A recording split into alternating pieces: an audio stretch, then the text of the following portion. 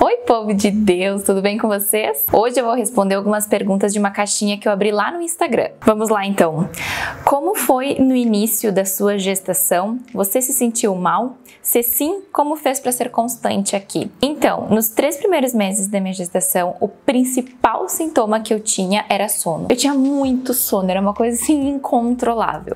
Dali pelo final do primeiro trimestre, eu tive um pouquinho de enjoo, mas era aquele enjoo que eu não conseguia ver comida na minha frente, eu não passava mal de vomitar, mas sono era o principal sintoma e o segundo sintoma era cólica. Durante a gestação, eu me permiti viver a gestação, principalmente no último trimestre, que eu tinha muito cansaço, muito sono, porque eu estava enorme.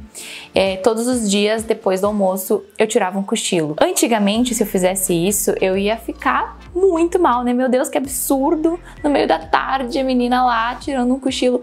Mas eu entendi que aquilo era necessário, né? Eu tava vivendo uma nova fase da minha vida e eu precisava respeitar o meu corpo em relação àquilo. Eu trabalho com a internet, então sim, eu preciso ser constante na internet, mas eu entendia que se Deus estava me permitindo estar gestando, ele sabe qual era o limite que eu poderia aguentar. Então, tinha dias que eu não estava me sentindo muito bem, e aí eu simplesmente não aparecia.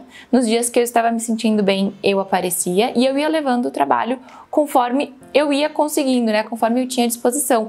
Não era questão de ser preguiçosa, questão de ser procrastinadora, era questão de estar grávida, né? E a gente precisa se respeitar, a gente precisa conhecer o nosso limite. Então, eu me mantinha constante desse jeito, sabe?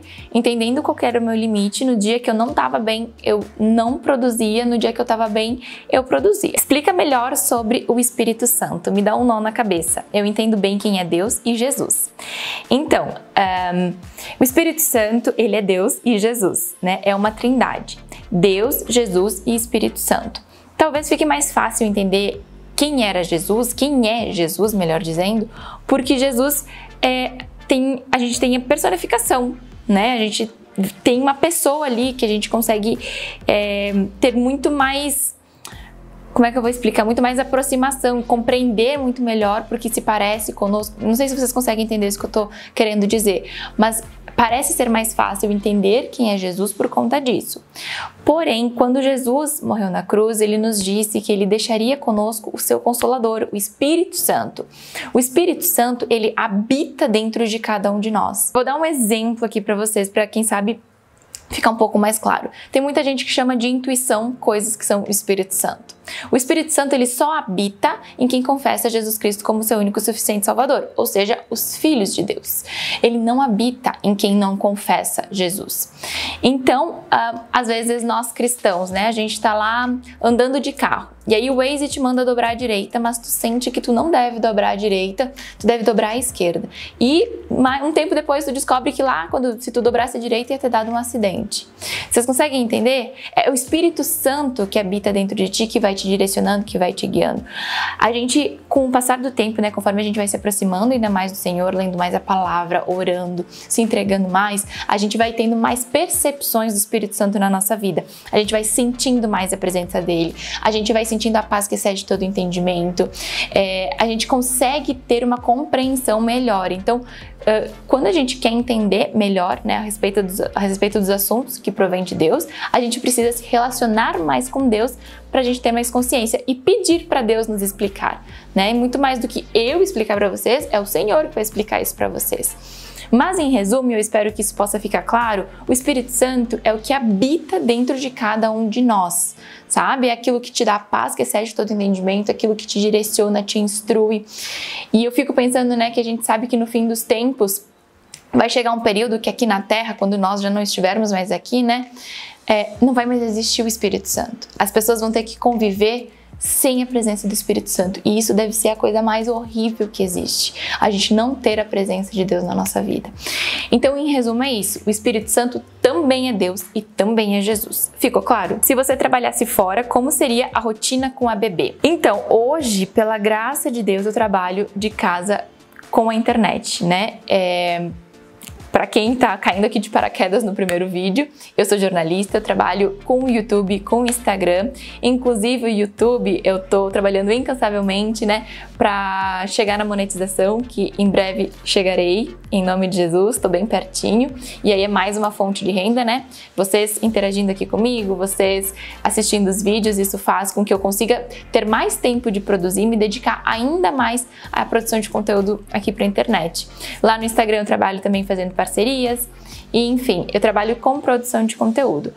Diante de muita oração e de muito trabalho, hoje eu consigo trabalhar com a internet. Eu também trabalho como social media, prestando mentorias de marketing para empresas, trabalhando com outras empresas, mas o meu foco principal, o meu trabalho principal é aqui na internet. Então hoje eu consigo fazer isso. Como eu falei, depois de muita oração e depois de muito trabalho também, porque a gente tem que orar e tem que agir, né? E por conta disso, eu consigo ficar com a Esther em casa.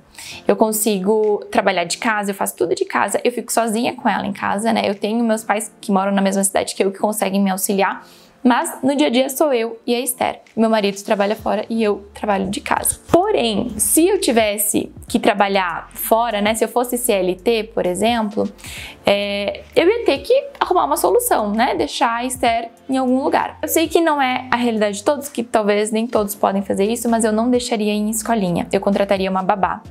Porque eu acho que eles são muito pequenininhos, eles ficam doentes muito fáceis em contato com muita criança, com muita gente. E tu tendo uma babá em casa, tu tem um contato muito mais próximo, tu sabe muito mais da rotina do bebê. Na escolinha, querendo ou não, teu filho é mais uma criança, né? Diante de tantas outras que tem lá. Com uma babá em casa, não. A babá tá dedicada a cuidar do teu filho. É claro que existem diversas realidades, né? Tem gente que não pode, que tem que deixar numa escolinha e é isso que tem que fazer. E pronto, é isso que tem que fazer, sabe? Mas se eu precisasse trabalhar fora, eu contrataria uma babá. Hoje a gente não tem babá porque a gente não vê necessário, né? Inclusive, eu estava esses dias conversando com a minha irmã sobre isso. Uma das pautas do meu trabalho é a maternidade. E eu tendo uma babá, eu vou perder essa pauta da maternidade, né? Então eu cuidar da minha filha também faz parte do meu trabalho com as redes sociais. E também eu acho um dó, né? Porque olha só, depois que tu se torna mãe, tu percebe que com 5 meses, nem tu e nem teu bebê estão preparados para ficar longe um do outro, né? Eu não consigo imaginar assim, eu longe da Esther agora, por ela e por mim. Eu sei que ela depende muito de mim e que eu também não tô preparada psicologicamente por isso, sabe? Então eu admiro muito as mulheres que elas não têm solução, elas precisam fazer isso e elas vão lá e fazem. Como foi o seu puerpério? Aqui está sendo difícil. Uma coisa que eu falava para as minhas amigas é que a gente não pode romantizar o puerpério. Eu não tinha expectativa nenhuma do puerpério, mas foi bem punk. E o puerpério, gente, ele demora tempos diferentes para cada pessoa. Eu creio que pra mim o puerpério passou ali pelo 3º mês, então eu fiquei 3 meses com essa confusão, sabe, na minha mente. Eu desejei muito ser mãe, eu sabia que era aquilo que eu queria, que era aquilo que Deus queria pra mim, e ao mesmo tempo eu dizia, meu Deus, quem eu sou? O que tá acontecendo? E é muito doido eu explicar isso pra quem não é mãe, porque talvez pode pensar, meu Deus, que besteira, que futilidade, mas quem é mãe vai me entender. Eu me perguntava, gente, o que eu sou? Sabe? Quem que é a Maria Luísa agora? O que vai ser da minha vida? Eu não vou mais ter vida profissional, então? Deus, me explica o que o Senhor quer de mim. Eu não tô conseguindo exercer o meu ministério. Olha que doido, né? O meu ministério, sendo que naquele momento o que Deus estava me pedindo era para exercer o meu ministério na minha casa, que é o meu principal ministério, né? Então, tinha uma confusão na nossa mente, e aí às vezes tu chora por nada. Tinha muitos dias assim que eu chorava e o Gabriel me dizia o que foi, eu disse, não sei. Eu chorava, mas eu tive um apoio enorme, eu tenho um apoio enorme do meu marido e isso faz toda a diferença. Apoio enorme da minha família, dos meus pais também. E é muito doido porque eu também às vezes tinha um sentimento de solidão, apesar de estar rodeada de pessoas, às vezes eu me sentia só.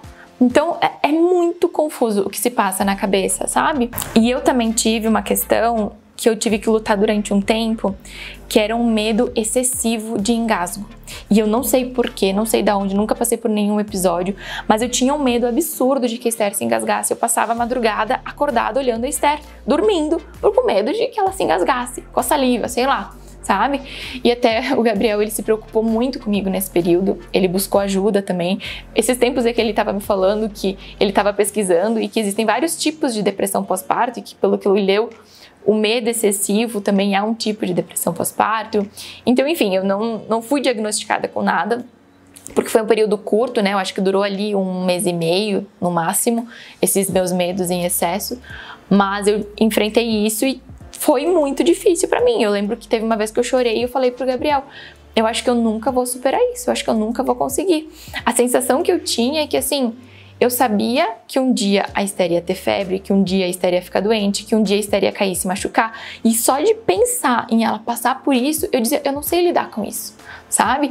Então foi um período difícil, sim. E se eu puder te dar um conselho, eu não sei se tu me mandou essa pergunta, não, tu me disse aqui, né, que pra ti tá sendo difícil, que tu tá passando por isso também. Respeita o teu tempo, sabe? Não se cobra. No início eu queria muito já ter uma rotina. Nos 3 primeiros meses não tem como ter uma rotina com o bebê. Até hoje eu tento procurar uma melhor forma de ter uma rotina com a Esther. Ela vai fazer 6 meses. Então, cuida de ti, sabe?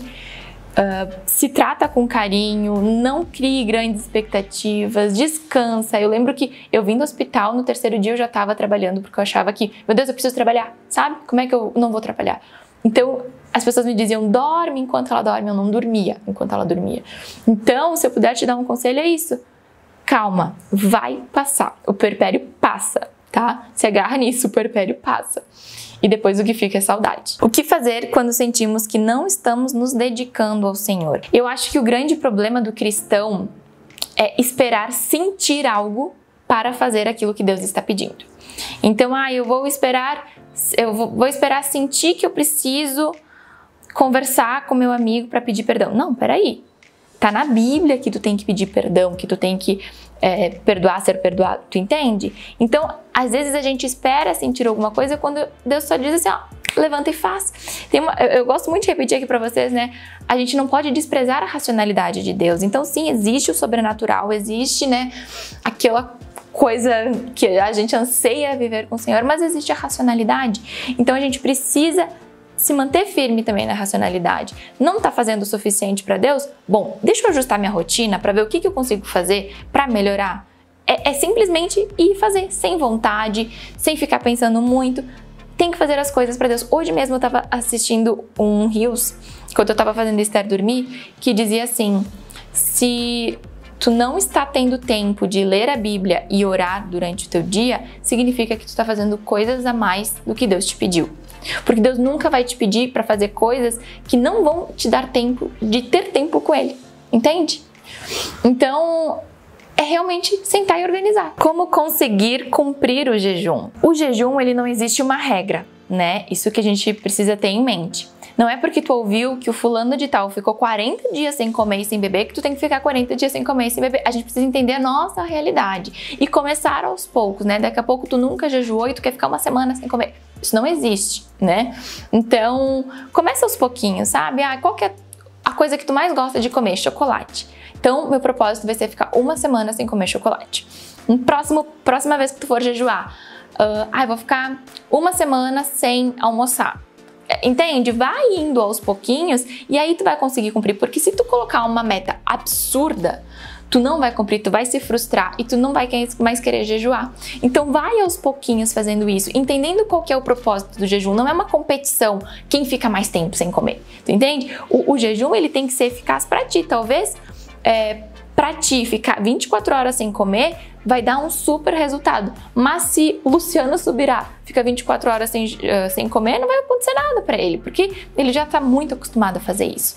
Então, vai com calma, sabe? Entendendo a tua realidade. É continuista ou cessacionista em relação aos dons. Então, só para explicar para vocês, vamos lá. Eu vou compartilhar com vocês a minha opinião em relação a isso, tá? Do que eu estudo da palavra de Deus, do que também a minha igreja crê e tudo mais. Para quem não sabe, eu frequento uma igreja reformada, né? Então, eu vou explicar para vocês qual que é a minha percepção em relação a isso. Eu creio que sim, os dons existiram e existem, porém eu creio que alguns dons não são mais necessários para os dias de hoje. Vocês conseguem entender? Então, assim, eu não gosto de rótulos, sabe? Tipo, tu é calvinista ou arminiano. Cara, eu não gosto disso. sabe? Eu não gosto de ter que me rotular. Jesus veio pra gente ser livre e nós cristãos estamos procurando rótulos que não estão nem na Bíblia, pra vocês terem noção, né? Então aqui seriam mais rótulos. Eu acredito no meio termo em relação a isso. Eu não acho que tudo que a gente vê aí de pessoas rodopiando e caindo são dons do Espírito Santo, mas eu creio que sim, existem os dons do Espírito Santo. Que nem eu falei, existem coisas para cada época, coisas que lá atrás era muito necessário o Senhor agir no meio das pessoas, hoje em dia talvez não é mais necessário, tu entende? Hoje em dia talvez outros dons são mais necessários do que aqueles que eram mais vistos antigamente. Mas eu tenho algumas opiniões um pouco diferentes de algumas pessoas. Por exemplo, eu não creio no dom de línguas que a gente vê hoje em dia nas igrejas, o dom de línguas estranhas. Eu creio num dom de línguas, sim, mas não neste dom de línguas. Então, é um assunto extremamente complexo para a gente tratar aqui nesse vídeo, que são várias perguntas. E se vocês tiverem interesse, eu posso gravar um vídeo explicando o porquê que eu não acredito no dom de línguas estranhas. Biblicamente falando, tá? Não é da minha mente, é do que eu já estudei. Se vocês tiverem interesse, eu posso vir aqui compartilhar. Mas em relação aos dons, é isso. Eu acredito no meio termo. Que sim, eu acredito nos dons, mas eu acredito que nem todos os dons que são relatados na Bíblia e que foram utilizados antigamente, eles são necessários atualmente. Deus age como Ele quer, da forma que Ele quer, da maneira que Ele quer. Eu espero muito que vocês tenham gostado desse vídeo. Se vocês gostam desses vídeos estilo pergunta, me conta aqui nos comentários que eu posso trazer mais para vocês. E não esquece de se inscrever aqui nesse canal e ficar de olho em todos os vídeos, que toda semana tem vídeo novo. Um beijo e fiquem com Deus!